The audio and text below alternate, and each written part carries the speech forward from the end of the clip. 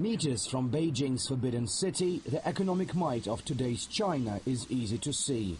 But only a few kilometers from here, the picture is completely different.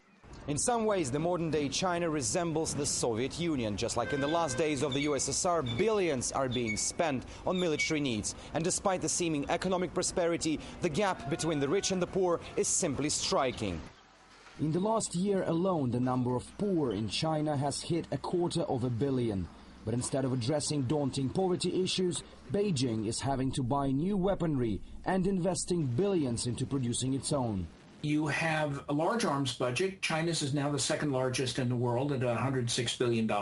This is an enormous expenditure of wealth at a time when diverting that could make a real impact on poverty.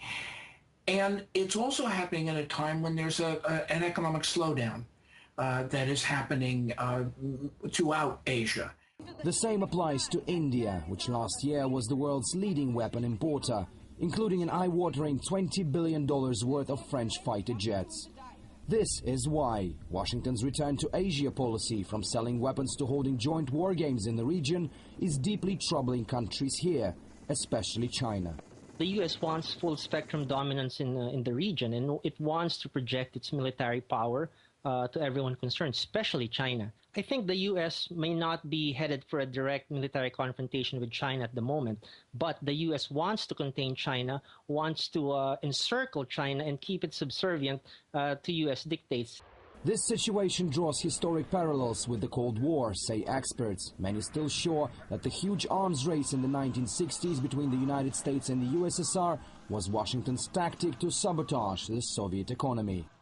It became more of an economic race. That by continuing the arms race, they weakened the economy of the Soviet Union. It's a stupid game, and it's been going on ever since the 1950s, yes, unfortunately.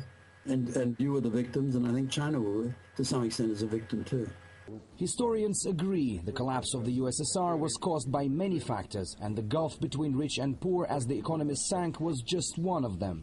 The question now is whether the Asian giants can continue growing their military muscle, but not at the expense of their people's welfare. Otherwise, there's serious risk of growing political and social instability. Alexei Rashevsky, RT, reporting from Beijing in China.